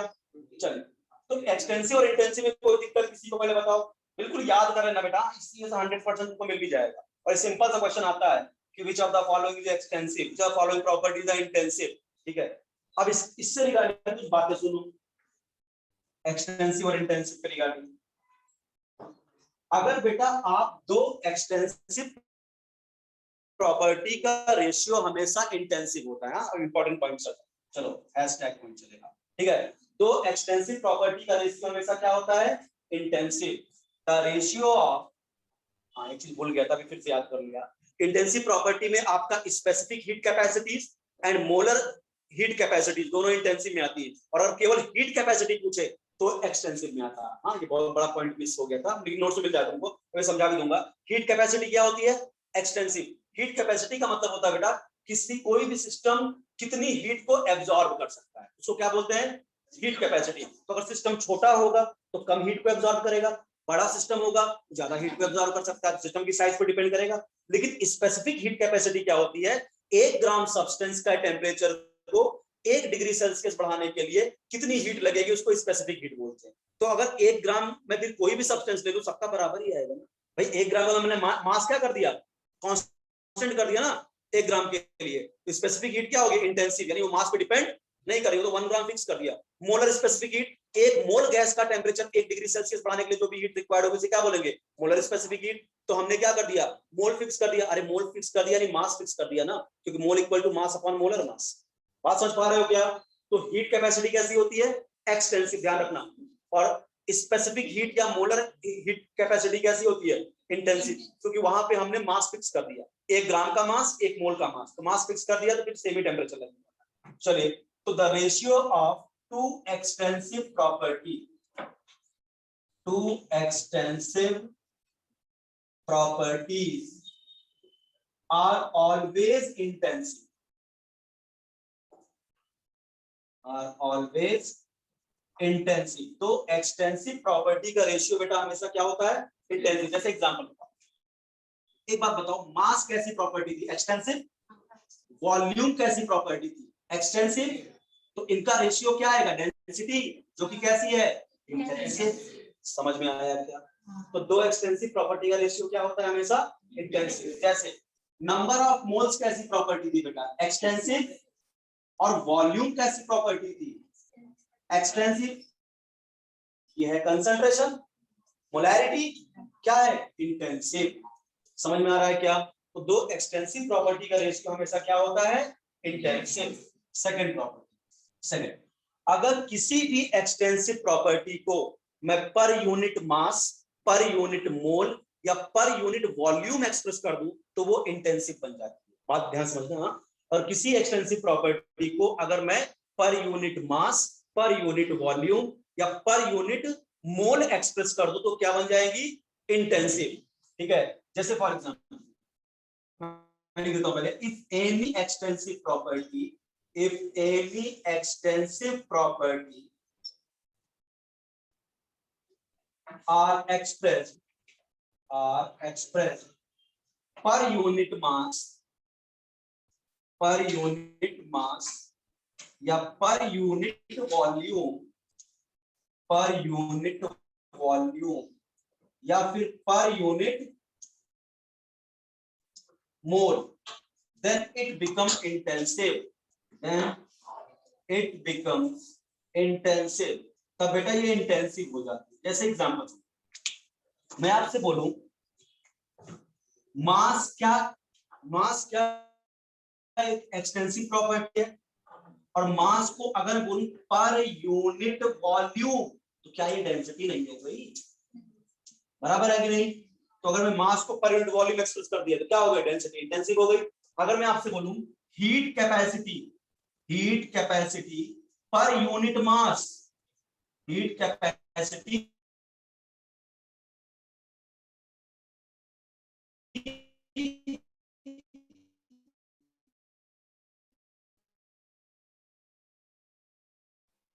पर हीट कैपेसिटी खुद में क्या है, एक्सटेंसिव, लेकिन heat capacity per unit mass की हीट कैपेसिटी क्या हो गई, intensive.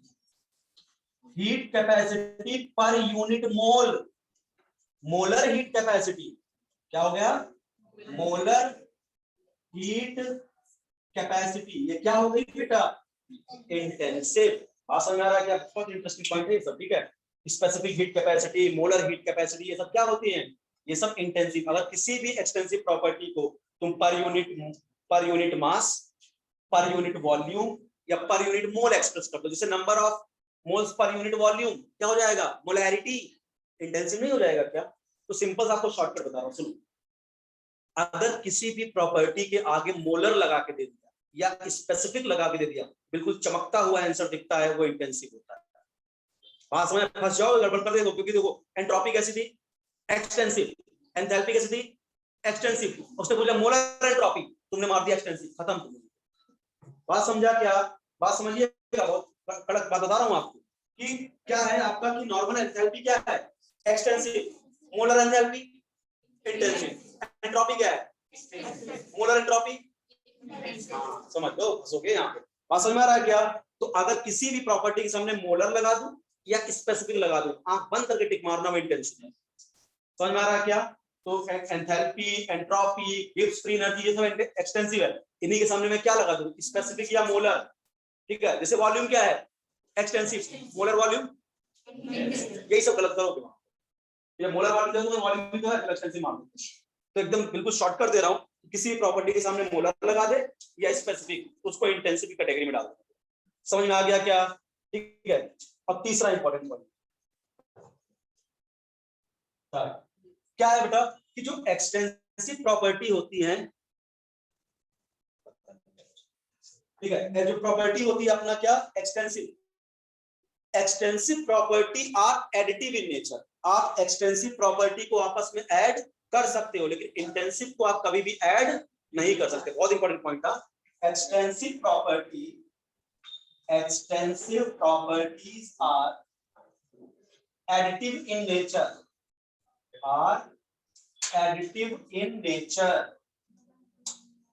but intensive are not,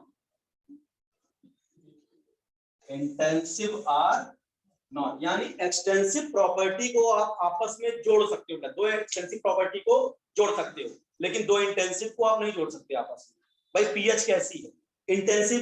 अब मैं बोलूं कि एक HCl का सॉल्यूशन है जिसका pH 3 है, एक दूसरा HCl का सॉल्यूशन जिसका pH 2 है, क्या दोनों को जोड़ोगे pH 5 हो जाएगा, ये तो मूर्खता है। बात समझ में आ रहा है क्या। तो pH को आप आपस में नहीं जोड़ सकते, समझ में आ रहा है क्या। लेकिन बोलूं कि मेरे पास एक पानी है जिसका मास है 10 ग्राम, दूसरे बॉटल में पानी रखा है जिसका मास है 20 ग्राम, दोनों को मिलाया तो टोटल मास 30 ग्राम। एक बॉटल में पानी है जिसका वॉल्यूम 50 ml, दूसरे बॉटल में पानी है जिसका वॉल्यूम 50 ml, दोनों को मिला दूंगा तो 100 ml। बात समझ पा रहे हो क्या। यानी दो एक्सटेंसिव प्रॉपर्टी को आप अपन जोड़ सकते हो। अब मैं बोलूं एक बॉटल में पानी जिसकी डेंसिटी है 1 ग्राम पर ml, दूसरे बॉटल में पानी जिसकी डेंसिटी है 1 ग्राम पर ml, तो जोड़ूंगा तो क्या 2 ग्राम पर ml हो जाएगी पानी डेंसिटी, नहीं वो तो 1 ग्राम ही रहेगी ना। पानी का टेम्परेचर 25, दूसरे बॉटल में पानी का टेम्परेचर 25, दोनों को मिलाऊंगा तो 50, 25 बराबर है।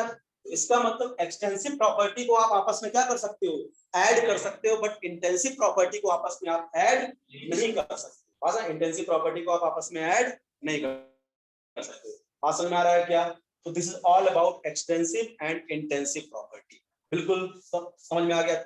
जितना मैं क्लिकिंग पॉइंट बताया उसे पकड़ना, क्यों जानते हो क्या, आप इंटरेस्ट से बैठते हो ना तो फंसाते हैं आप, क्योंकि बच्चे बिल्कुल पढ़ जाते हैं enthalpy, entropy, Gibbs free energy, ये सब क्या एक्सटेंसिव, वो बोलेगा मोलर एंट्रोपी।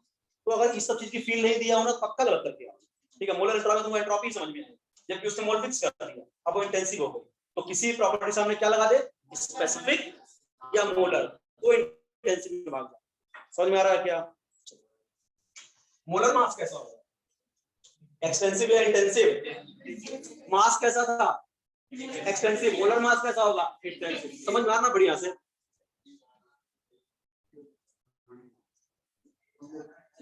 अब बात करते हैं दो और प्रॉपर्टी बेटा, state function property and path function property. ठीक, state function property and path function property. Path function property, अब यही जो मैंने एक्सटेंसिव और इंटेंसिव प्रॉपर्टी पढ़ाई थी ना बेटा, जितनी प्रॉपर्टी हमने लिखा था उसमें से कुछ ऐसी प्रॉपर्टी होंगी जिनकी वैल्यूज केवल इनिशियल स्टेट और सिस्टम की फाइनल स्टेट पे डिपेंड करेगा, ना कि इनिशियल से फाइनल कैसे पहुंचा उस रास्ते पे डिपेंड करेगा। मेरी बात समझिए, यानी state function properties are those properties of system which depends upon initial and final position of the system. ठीक है, यानी सिस्टम की इनिशियल पॉइंट और फाइनल पॉइंट पे डिपेंड करेगा, ना कि बीच के रास्ते पे तुम इनिशियल से फाइनल कैसे पहुंचे।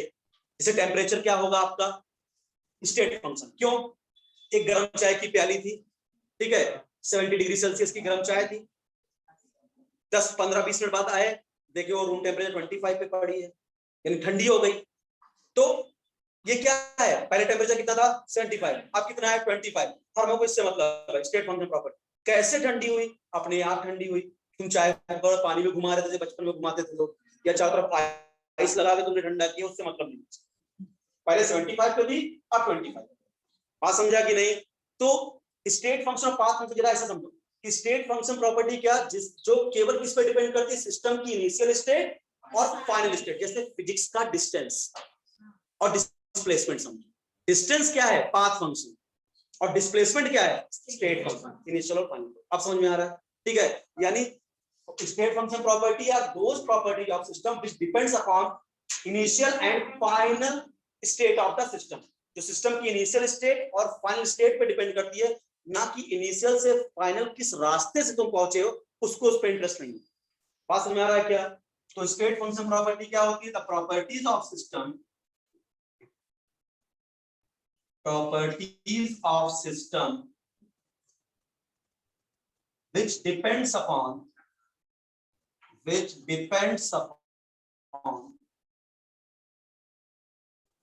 initial and final state of the system, initial and final state of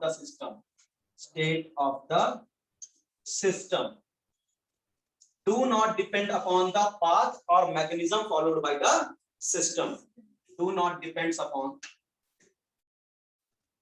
path followed by the system,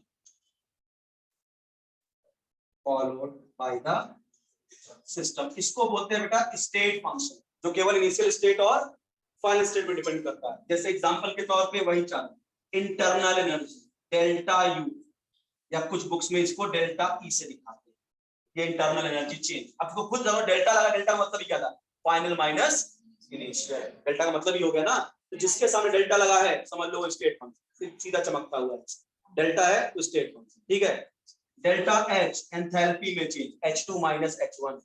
ठीक है, डेल्टा एस एंट्रोपी में चेंज, S2 माइनस S1। ठीक है, delta G G2 minus G1। ठीक है, किसी के सामने डेल्टा लगा दो तो क्या होगा, स्टेट फंक्शन। डेल्टा हिमांशु, मैं भी स्टेट फंक्शन हो गया।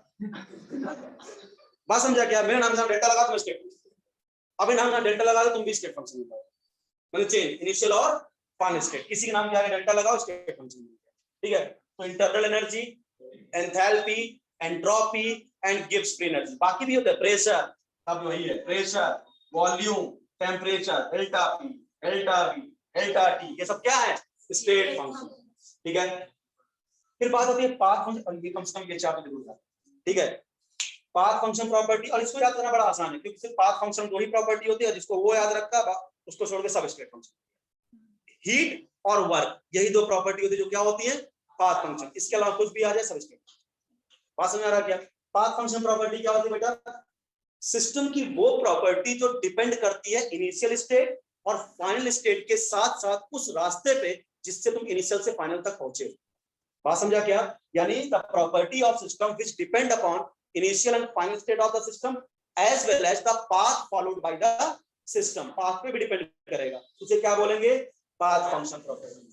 मैं फालतू डेफिनेशन लिख के समय नहीं गंवाना चाहता, सब नोट्स में लिखा। ठीक है, तो यहाँ पे दो ही प्रॉपर्टी आप याद रखेंगे, sorry heat and work, heat और वर्क, ये सब हम डिटेल में पढ़ने वाले हैं। अगले लेक्चर साथ शाम को मिलोगे तो हीट पे लेक्चर दूंगा मैं, हीट क्या होती है, ठीक है।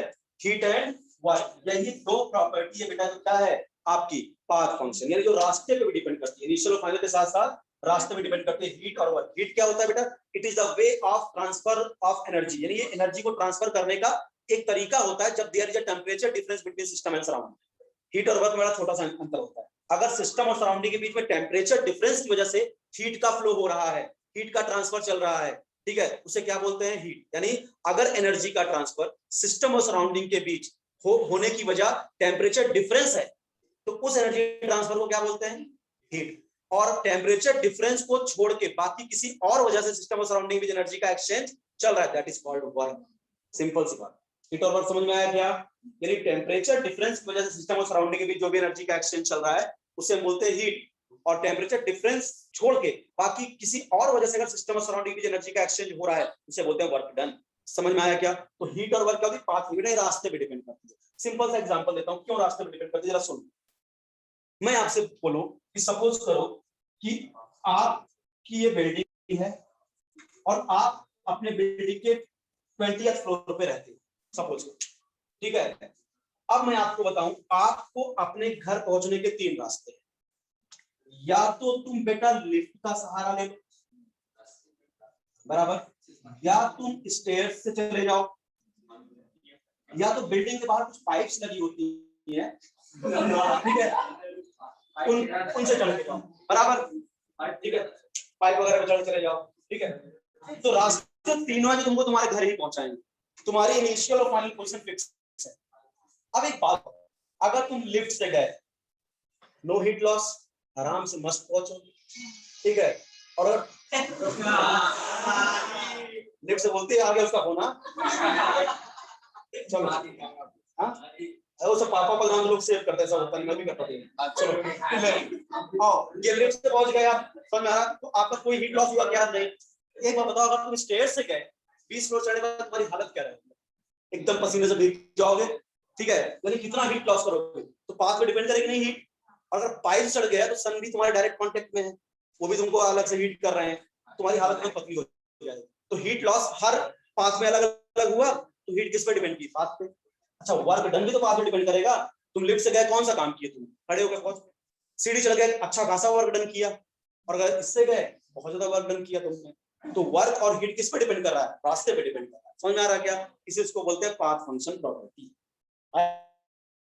समझ में अच्छे से, अब ये हो गया बेटा state function and path function property, यही तो याद रखना, हीट और वर्क क्या होता है, पाथ। इसके अलावा कुछ भी दे दे स्टेट फंक्शन, हीट के सामने डेल्टा लगा दे स्टेट फंक्शन, ध्यान रखना, ठीक है। आइए आगे बात करते हैं बेटा, थर्मोडायनेमिक प्रोसेसेस क्या होते हैं। थर्मोडायनेमिक प्रोसेसेस, थर्मोडायनेमिक प्रोसेसेस, अच्छे समझिएगा, सिंपल सिंपल बातें। देखो थर्मोडायनेमिक प्रोसेस क्या होता है, इसको मैं थोड़ा सा आपको स्टेट्स ऑफ मैटर में पढ़ा रखा है, मैं यहाँ ग्राफ बहुत ज्यादा डिस्कस नहीं करूंगा, इसके ग्राफ के लिए आप हमारे स्टेट्स ऑफ मैटर का नोट रिवाइज कर, जहां मैंने PV graph, VT graph, PT graph सारे पढ़ाए डिटेल। तो ग्राफ से क्वेश्चन भी थर्मो में आते हैं, तो ग्राफ में यहाँ डिस्कस नहीं करूंगा क्योंकि ग्राफ हमने स्टेट्स ऑफ मैटर में पढ़ा रखा है, बस जो सिलेक्टेड ग्राफ है 2-3 वही बताऊंगा। तो थर्मोडायनेमिक प्रोसेस क्या होते हैं, देखो बेटा, जब भी कोई सिस्टम एक स्टेट से दूसरे स्टेट में चला जाता है तो इसका मतलब उसने एक प्रोसेस कर दिया। तो प्रोसेस का मतलब what is the meaning of process, when system undergoes change in their state, it is called a process. जैसे मान लो आइस, आइस क्या बन गया, पानी, इसका उसने एक प्रोसेस कर दिया, ठीक है, पानी था उसको मैं हीट कर दिया, क्या बना दिया, वेपर, यानी हमने एक प्रोसेस कर दिया।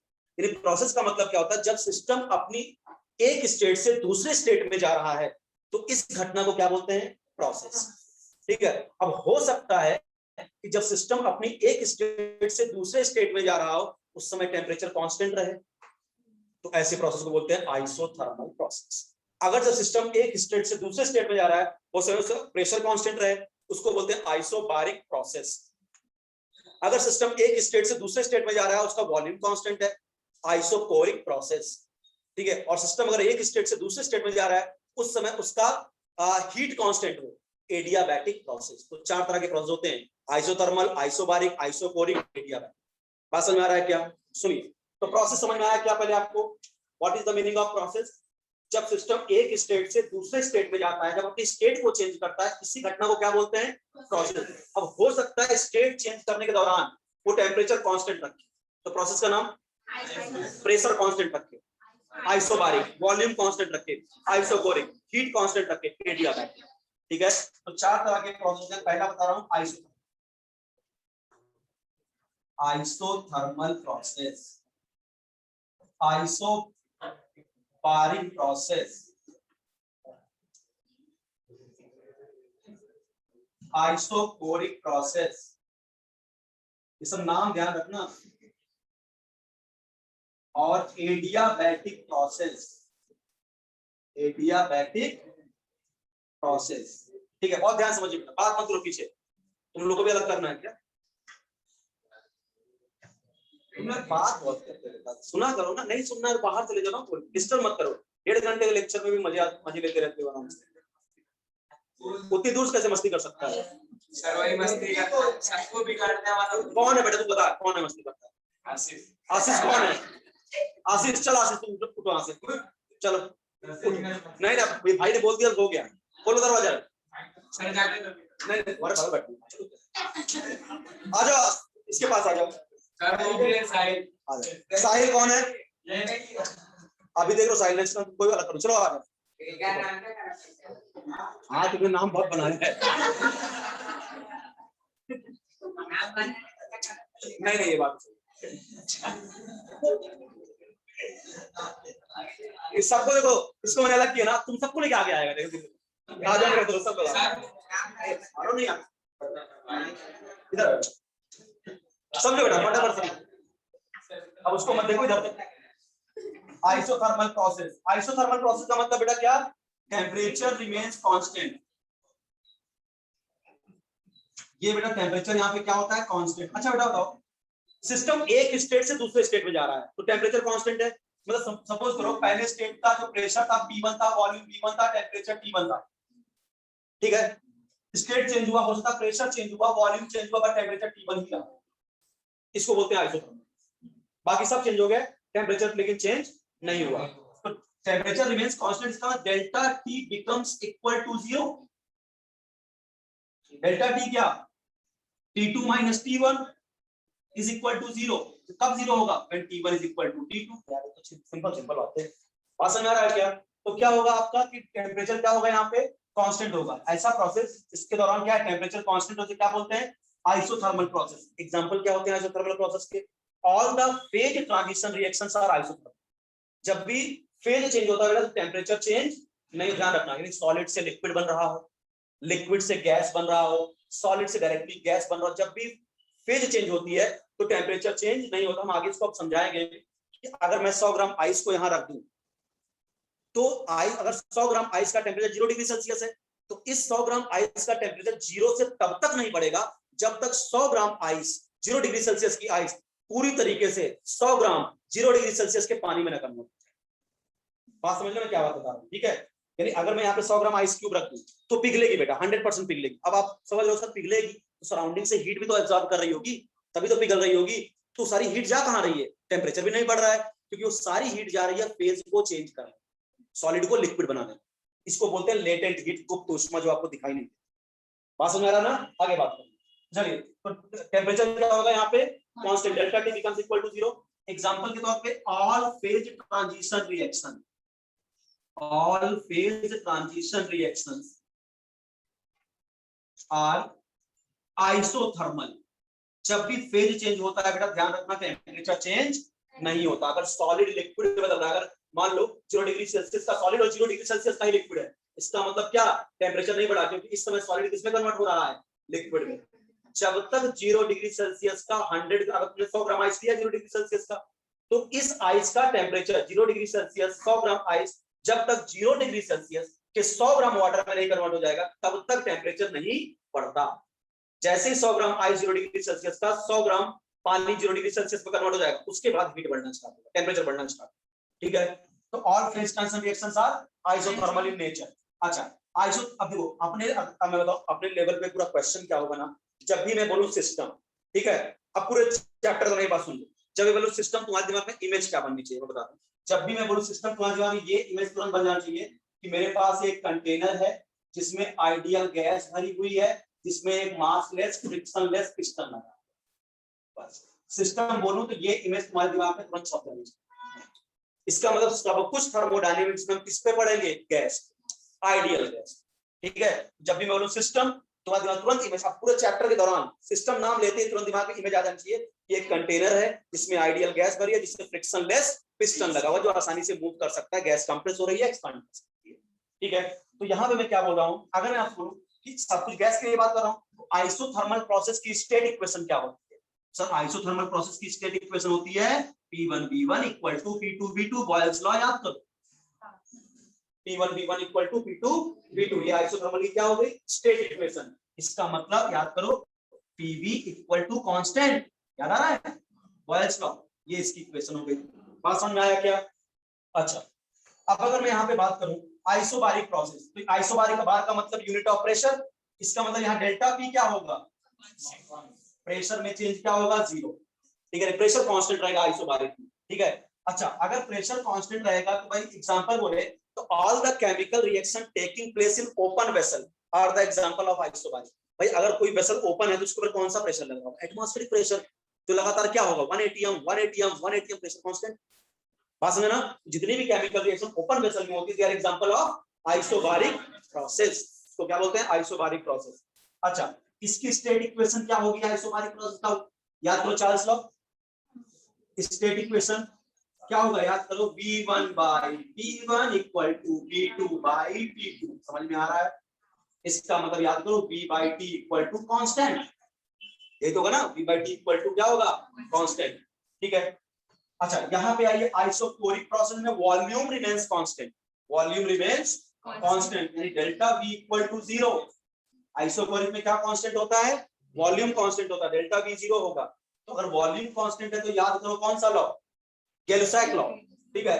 तो क्या होता है P1/P1 = P2/P2, यही स्टेट इक्वेशन होता है ना, या मैं बोल सकता हूँ P/T = कांस्टेंट। सब स्टेट्स ऑफ मैटर रिवाइज हो रहा है, ये सब पहले ही पढ़ा रखा है पिछले साल, ठीक है। आइए यहाँ पे बोलूं एडियाबैटिक यानी Q = 0, हीट ही क्या होती है यहाँ पे, 0, Q क्या होती है यहाँ पे, 0। इसका मतलब इसकी स्टेट इक्वेशन होती है P1V1 की पावर गामा = P2V2 की पावर गामा, ठीक है।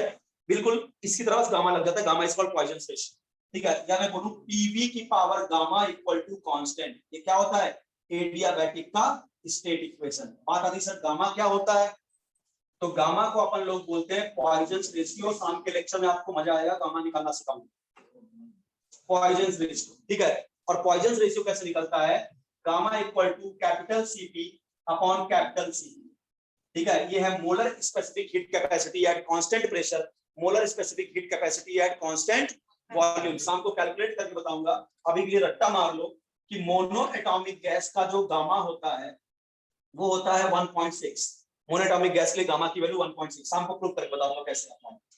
डाई एटॉमिक गैस के लिए जैसे O2 N2 इन सब के लिए गामा की वैल्यू होती है 1.4, और पॉली एटॉमिक गैस जैसे CO2 हो गया, SO2 हो गया, SO3 हो गया, इन गैस के लिए गामा की वैल्यू होती है 1.3। शाम को आएगा ये कैसे गामा निकालते हैं, पूरा प्रूफ करके बताऊंगा इससे गामा कैसे निकालना है।